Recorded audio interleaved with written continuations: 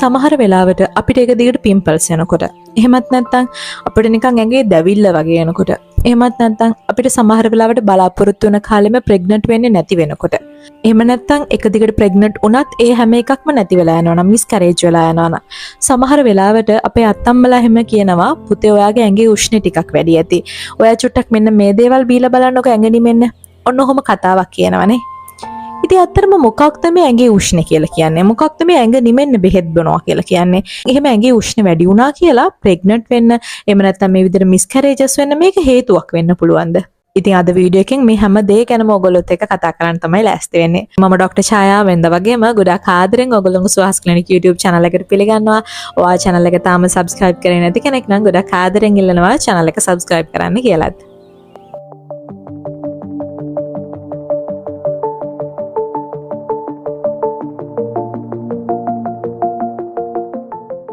මොකක්ද මේ ඇත්තටම මේ ඇඟේ උෂ්ණ වැඩි කියලා කියන්නේ? එහෙම මේ ඇඟේ උෂ්ණ වැඩි වීම කියලා එකක් තියෙන්න පුළුවන්ද?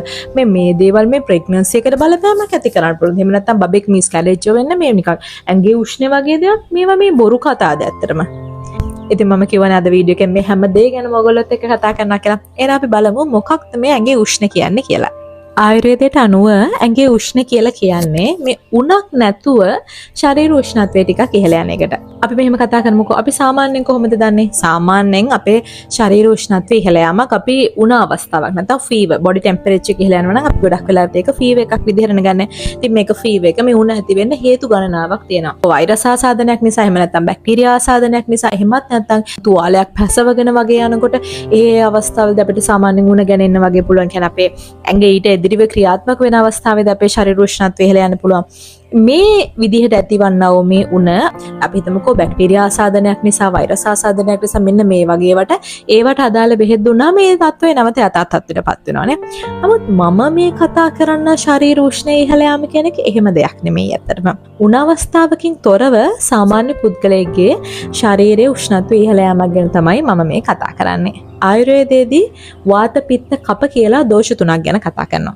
ඇත්තටම ආයුර්වේදයේ චුට්ටක් ටර්ම්ස් ටිකක් අපිට තේරෙන්නේ නැහනේ. ත්‍රිදෝෂ කියනවා, සප්ත ධාතු කියනවා ටිකක් අර සංස්කෘත ටර්ම්ස් එක කියන්නේ චුට්ටක් සමහර දේවල් අපිට තේරෙන්නේ නැහැ. මම ඔයගොල්ලන්ට තේරෙන විදිහට මෙහෙම කියන්නම්. අපේ ශරීරයේ ප්‍රධාන වශයෙන් දෝෂ තුනක් තියෙනවා. වාත, පිත්ත, කප කියලා. එතකොට මේ පිත්ත කියන දෝෂය තමයි ප්‍රධාන වශයෙන්ම බලපාන්නේ බොඩි හීට් එකට. පිත්ත දෝෂය වැදගත් වෙනවා ශරීරයේ මෙටබොලිසම් එකට. ඒ කියන්නේ පරිවෘත්තීය ක්‍රියාවලට, ඊළඟට ඩයිජෙෂන් එකට, දිරවීම සම්බන්ධව. ඒ වගේම තමයි බොඩි හීට් එකට වැදගත් වෙන්නේ මේ පිත්ත දෝෂයම තමයි. ඉතින් ඕනම දෝෂයක් නියත තත්වයකදී තියෙනකොට ඒකේ හැම ෆන්ක්ෂන් එකක්ම නිසියාකාරව සිද්ධ වෙනවා.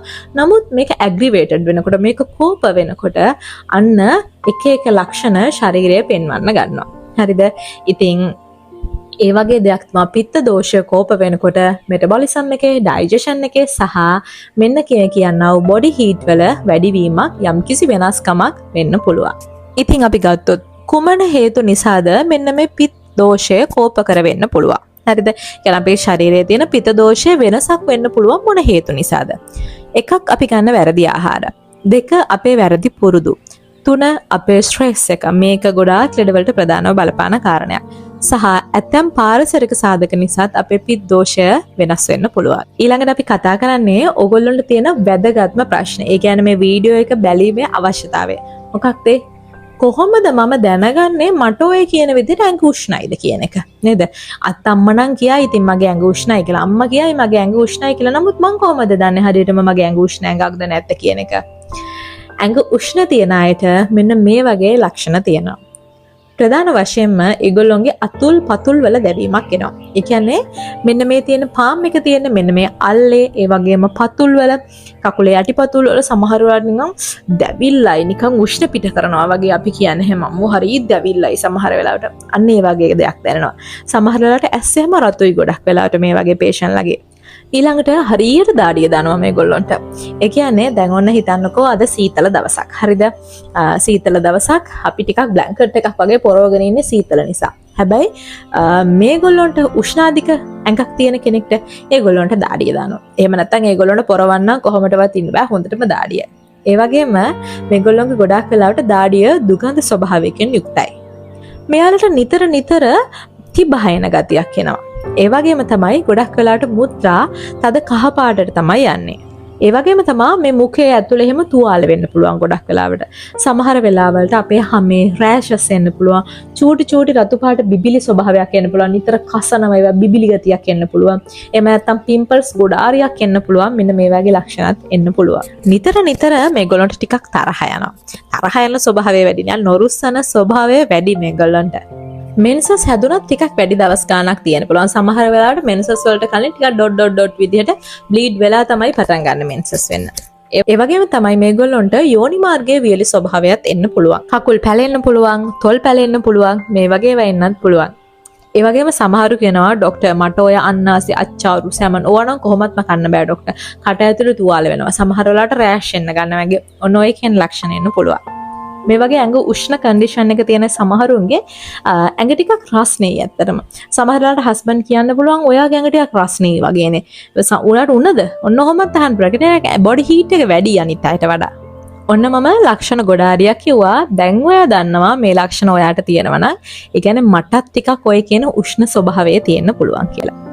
ඊළඟට අපි බලමු මේක නිසා ඇත්තටම ප්‍රෙග්නන්සි එකේ ඉෂුස් එන්න පුළුවන්. ඕන හරි ගැටලු වෙන්න පුළුවන් ඇත්තටම මේ බොඩි හීට් එක වැඩි වීම නිසා. අපි ආයුර්වේදයේ කතා කරන්නේ දරු පැටියෙක් හැදෙන්න ගර්භාෂය හොඳට පෝෂණය වෙන්න ඕනේ. ගර්භාෂය හොඳ කූලින් ඉෆෙක්ට් එකක් තියෙන්න ඕනේ කියලා. ඒක එක්තරා අවශ්‍යතාවයක්. ඒ වගේම ඔයා මගෙන් ට්‍රීට්මන්ට් අරගෙන ප්‍රෙග්නන්ට් වෙච්ච කෙනෙක් නම් මේක බලන්නේ. එහෙමත් නැත්නම් මගෙන් ට්‍රීට්මන්ට් ගන්න කෙනෙක් නම් ඔයගොල්ලෝ දන්නවා මම කියනවා මුල ඉඳලම මම බොඩි කූලින් ඉෆෙක්ට් එක හදනවා බෙහෙත් වලින්. ඒ වගේම තමයි අන්තිමටම ගර්භාෂය පෝෂණය කරන විදිහේ ට්‍රීට්මන්ට් එකකට යනවා කියලා. ඒ කියන්නේ මේ දෙක හරි වැදගත් ප්‍රෙග්නන්ට් වෙන්න. එතකොට මේ කියන විදිහට මේ ගර්භාෂයේ උෂ්ණත්වයේ චුට්ටක් වැඩිවීම යම්කිසි ආකාරයක කන්සීව් වෙන්න බාධා වෙන්න පුළුවන්. එතකොට මේක අපි දන්නවා යුක්තාණුවක් හැවෙලා ගර්භාෂය තැම්පත් වෙනකොට ඒ තැම්පත් වීමේදී යම්කිසි බාධා ඇති වෙන්න පුළුවන්. කලලේ වැඩිීමේදී යම්කිසි බාධා ඇති වෙන්න පුළුවන්. සමහර වෙලාවට බොඩි හීට් එක ඉහළ ගිහලා බොඩි ෆ්ලුයිඩ්ස් ඩ්‍රයි වෙන්න පුළුවන්. ඔන්න ඔය වගේ දේවල් නිසා ගර්භණී භාවය ආශ්‍රිතව යම් ගැටලුකාරී තත්ත්වයන් එන්න පුළුවන්. මේ නිසා කන්සීව් වෙනකොට බාධා වෙන්න පුළුවන්. ඒ වගේම තමයි මම කිව්වා වගේ පිළිසිඳ ගත්තට පස්සේ දරුවා වැඩිීමේදී යම්කිසි බාධාවක් නැති වෙන්න පුළුවන්. ඒ වගේම තමයි පිට මිස්කැරේජස් වෙන්න පුළුවන්. මගෙන් ගොඩාක් දෙනා අහන ප්‍රශ්නයක් මේක. මම මේක YouTube comments වලත් දැකලා තියෙනවා. ඒ වගේම මගේ patient ලත් අහන දෙයක් මේක. සමහර වෙලාවල් වලට ડોක්ටර් මම දැන් අවුරුදු ගාණක් try කරනවා. එක ડોක්ටර්ස්ලා හම්බ වෙලා check කරලා තියෙනවා. ඒගොල්ලෝ හැමෝම කියන්නේ මගේ husbandගේ conditions ඔක්කොම normal කියලා. ඒ වුණාට අපිට හරියන්නේ නෑ බබාලා. එහෙමත් නැත්නම් ડોක්ටර් මගේ මේ තුන්වෙනි මිස්කැරේජ් එක. මට පිට දැන් තුනක්ම මිස්කැරේජ් වෙලා ගියා. නමුත් ડોක්ටර්ස්ලාට එහෙම හඳුනගන්න කියලා එහෙම විශේෂ හේතුවක් ඒගොල්ලෝ කියන්නේ නැහැ. අපි දෙන්නම හොඳ නිරෝගීව ඉන්නවා. ડોක්ටර් මගේ මේ හතරවෙනි IVF එකත් ෆේල් වුණා. හරියයිම කියලා හිතන් හිටියේ ડોක්ටර් මේ පාරත්. ඒ වුණාට හරි ගියේ නැහැ. ડોක්ටර් මොකක් වෙන්න පුළුවන්ද මේවට හේතුව? මම කියන්නේ මේ හැම දෙයකටම එකම හේතුව තමයි ඔයාගේ ඇඟේ උෂ්ණ ගතිය කියන එක. එහෙම කියන්නේ නැහැ. නමුත් ඔයා ඊළඟට IVF එකක් try කරන්න ඉන්න කෙනෙක් නම් එහෙම නැත්නම් ඊළඟට IUI එකක් try කරන්න ඉන්න කෙනෙක් නම් චුට්ටක් ඔයාට මම කියන මේ ලක්ෂණ තියෙනවා නම් එහෙම නැත්නම් ඔයා දැනට මගෙන් නෙමෙයි දැන් මගේ patient ලාට මම කොහොමත් මුලින් ඉඳන් ඒ දේ හදනවනේ මගෙන් නෙමෙයි වෙන ડોක්ටර් කෙනෙක්ගෙන් ට්‍රීට්මන්ට් ගන්න කෙනෙක් නම් ඔයාට තේරෙනවා නම් මේ ලක්ෂණ මට තියෙනවා කියලා මෙහෙමයි මගෙන් වේවා වෙන ડોක්ටර් කෙනෙක්ගෙන් වේවා මොන ප්‍රොසීඩර් එකකට ගිහිල්ලා හරි අපි බලාපොරොත්තු වෙන්නේ මොකක්ද අපිට අවසානට දරු පැටියෙක් නෝනේ ඇත්තම කතාව. ඒ දරු පැටියත් මම ගොඩක් වෙලාවට කියන අපිට ස්ට්‍රිප්ස් පොසිටිව් වෙන එක නෙමෙයි නේද? අපිට මාස 10 ඉවරලා අපිට දරු පැටිය ඕනේ. අපිට ඒකනේ ඇත්තටම අපේ අවශ්‍යතාවය. එතකොට ඒක ඔයා කොයි තැනින්ද කරගන්නේ කියන එක නෙමෙයි ගැටලුව. ඔයාට මේ කියන ලක්ෂණ තියෙනවා. අපිට ඒක සාර්ථක වෙන්නනේ අවශ්‍ය. තේරෙනවද?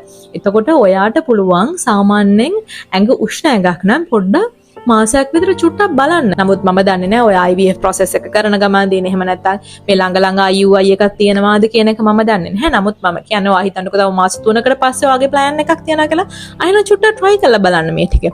අපි ready වෙලා බලමු. අපි ඒක ready වෙලා බැලුවා කියලා මොකුත් අපිට හානියක් වෙන්නේ නැහැ නේ. තේරෙනවද? සාමාන්‍යයෙන් ඇඟ උෂ්ණ කෙනෙක් නම් මම මේ ඊළඟට කියලා තියෙන දේවල් ටික කරලා බලන්න. එතකොට ඔයාගේ body cooling effect එක හැදෙනවා ඇත්තටම. හරිද? කියන්නේ ඇඟේ උෂ්ණ ටිකක් අඩු වෙනවා. ඒක තුල ඔයාගේ අදාළ process එකක් වුණත් සාර්ථක වීමේ chance එක වැඩි. හරිද? අන්න ඒකයි ඇත්තටම මට කියන්න ඕනේ. එහෙම නැතුව මම කියන්නේ මේ හැමදේම අසාර්ථක වෙන්නේ එකම හේතුව ඔයාගේ ඇඟේ උෂ්ණත්වය වැඩි වීම කියන එක නෙමෙයි මම මේ කියන්නේ. කියන්නේ මම හිතනවා මම ඔයගොල්ලෝට මේ කියන දේ පැහැදිලිව ඔයගොල්ලෝ තේරුම් ගන්නවා ඇති කියලා. අපේ මේ ඇඟේ උෂ්ණත්වය වැඩි වෙන්න පුළුවන්. අපි spicy foods oily foods, fried foods too much ගත්තොත් එහෙම ඕනකට වඩා ගත්තොත් එහෙම අපේ ඇඟේ උෂ්ණත්වය වැඩි වෙන්න පුළුවන්. ඊළඟට අපි අධික උෂ්ණ පරිසරවල විශේෂයෙන් හිතන්නකෝ අවුවේ වැඩි වෙලාවක් ඉන්නවා. හරිද? අවුවේ වැඩි වෙලාවක් අවුවට නිරාවරණය වෙලා එනවා. හැබැයි අපි water intake එක හරිය අඩුයි. අපි වතුර බොන්නේ නැහැ. ඒක එහෙම නෙමෙයිනේ. අපි අවුවේ වැඩි වෙලාවක් ඉන්නවා නම් අපි දැනගන්න ඕනේ ඒහා සමානව ටිකක් හොඳට වතුර ගන්න. නේද? අන්න ඒ වගේ දේවල් කරන්න ඕනේ. ඊළඟට අධික මානසික ආතතිය. සමහර කෙනෙක් ඉන්න පරිසරය නිසා යාට අධිකව තරහ යනවා. මේක නිසාත් ඇත්තටම මෙහෙම වෙන්න පුළුවන්. මෙහෙමයි. මිනිස්සෙක් එක දිගට මිස්කැරේජස් වෙනකොට සහ කන්සීව් නොවෙනකොට බබෙක් බලාපොරොත්තු වෙන කාලේ නොලැබෙනකොට ඒක ඒ දෙන්නට ඒ කපල් එකට වඩා වටේ මිනිස්සුන්ට ගොඩාක් එක ප්‍රශ්නයක් වෙනවනේ. ඒ නිසා පුළුවන් තරම් අර මිනිස්සුව මානසික වටනවා. මම ඉදිරි වීඩියෝ එකක මේක ගැන ඇත්තටම කතා කරනවා. ඉතින් මේ වගේ පරිසරයක අපි ජීවත් වෙනකොට අපිට හැම වෙලේම කේන්ති ගිහිලා ඉන්න තරහෙන් ඉන්න අපි කරන දෙයක්වත් අපිට කරන්න හිතෙන හංගගෙන කරන්න හිතෙන. ඒ වගේ පරිසරයක අපි මානසික ආතතියෙන් ඉන්නකොට අපේ ඇඟේ උෂ්ණත්වය ඉහළ යන්න පුළුවන්. කියන්නේ අපේ බොඩි හීට් එක වැඩි වෙන්න පුළුවන්. ඊළඟට ප්‍රමාණවත් නිින්දක් නොමැතිකම. රෑ තිස්සේ ඇඳට ගිහින් කල්පනා කරන්න මේක ගැන. ඇයි මට බබාලා නැති? ඇයි මට මෙහෙම වෙන්නේ? දැන් කොච්චර කාලයක් try කරනවද? මට ප්‍රශ්නයක් නැත්තම් මට මෙහෙමයි. අපි මේවා කියන්න පුළුවන්. නමුත් ඒක වෙච්ච කෙනෙක් විතරනේ ඒකේ වේදනාව හරියටම දන්නේ. තේරුණාද? ඒක තවත් කෙනෙක්ට ඒක එක්තරා විහිළුවක් වෙන්න පුළුවන්. තවත් කෙනෙක්ට ඒක නිකන් කතාවක් වෙන්න පුළුවන් නේද? නමුත් ඒක විඳපු අම්මා විතරයි ඒක හැංගීම දන්නේ. ඒ නිසා සමහර වෙලාවට රෑ එළි වෙනකන් යාඩනවා වෙන්න පුළුවන්. කල්පනා කරනවා වෙන්න පුළුවන් මේක ගැන. ඉතින් නිින්දක් නොමැතිකම මේකට හේතුවක් වෙන්න පුළුවන්. හරිද? ඒ නිසා හොඳට මතක තියාගන්න මේ දේවල් කරලා බලන්න. සමහර වෙලාවට ඔයගොල්ලන්ට හරියන්න ඉඩ තියෙනවා. හරිද? ඒ උෂ්ණාධික ආහාර වැඩිපුර ගැනීම, අන්නාසි, අච්චාරු, බලමාළු, තක්කාලි, දැල්ලෝ, කකුලුවෝ, සැමන්, මුරුංගා මේ වගේ දේවල් උෂ්ණ කෑම නිතර මේ සමහර ගෙවල් වල හැමදාම හදනවා මේවා. හරිද? ඉතින් ඒ වගේ තත්ත්ව තුළ බොඩි හීට් එක වැඩි වෙන්න පුළුවන්. ඊළඟට අපේ ප්‍රകൃතිය කියලා එකක් ගැන අපි ආයුර්වේද කතා කරනවා. ඒ කියන්නේ බොඩි නේචර් එක. මේ පුද්ගලයා නම් අම්මෝ හෙන හිමීට වැඩක් කරන්නේ. සමහරු නම් යන කඩියා වගේ අම්මෝ නියමයි ටට්ටක් ගාලා වැඩ ටික කරනවා. අර වගේ එක ප්‍රകൃති එක මනුස්සයා හැදිච්ච විදිහ ප්‍රകൃති ස්වභාවයන් කියලා හිතන්නකෝ. මේ වගේ පිත්ත ප්‍රകൃතිකයට මෙන්න මේ වගේ බොඩි හීට් එක වැඩි. ඉතින් මොනවාද අපිට කරන්න පුළුවන් ලයිෆ් ස්ටයිල් චේන්ජස් මේක වෙනුවෙන්? රැට හොඳට නිදා ගන්න, ප්‍රමාණවත් නිින්දක් ගන්න, උදේම ඇහැරෙන්න, ඉරේලියට නිරාවරණය වෙන්න එපා. උදේ 10 දවල් 2 අතරේ අධික උෂ්ණයට නිරාවරණය වෙන්න එපා. ඊළඟට ටිකක් තරහ යන කෙනෙක් නම් චුට්ටක් හරි භාවනා කරන්න. එහෙම නැත්නම් යෝග එක්සර්සයිස් ටිකක් හරි ප්‍රාණායාම අර හුස්ම ඉහළ පහළ ගැනීමේ ව්‍යායාම ඒ වගේ දේවල් ටිකක් හරි කරන්න. මාසෙකට සැරයක් ඔයිල් මසාජ් එකක් ඒ වගේ දේවල් කරන්න පුළුවන්. ඒකට මම කියන්න ඕනේ හැම දෙයකටම උෂ්ණය කියන එක හේතුවක් වෙනවා කියන එක නෙමෙයි. නමුත් ශරීරයේ උෂ්ණත්වය යාමනය කර ගැනීම තුළ ඔයාට ගොඩාක් ප්‍රතිඵල ලබා ගන්න පුළුවන්. ඉතින් අද වීඩියෝ එකෙන් මම කතා කරේ ඒක ගැන. ඊළඟ වීඩියෝ එක අනිවාර්යයෙන්ම ඔයගොල්ලෝගෙන් බලන්න කියලා ඉල්ලනවා. අපි ඊළඟ වීඩියෝ එකෙන් කතා කරන්නේ මේ ශරීරයේ උෂ්ණත්වය පාලනය කරන්න පුළුවන් ආහාර වර්ග ගැන. මොන වගේ ආහාර ගත්තොත්ද අපේ බොඩි හීට් එක කන්ට්‍රෝල් කරන්න පුළුවන්, මොන වගේ ඖෂධ ගත්තොත්ද අපේ බොඩි හීට් එක කන්ට්‍රෝල් කරගන්න පුළුවන් කියන කාරණේ. එහෙනම් අලුත් දවසක අලුත් වීඩියෝ එකක් අරගෙන අපි ආයෙත් නම් අපි සුවහස් ක්ලිනික්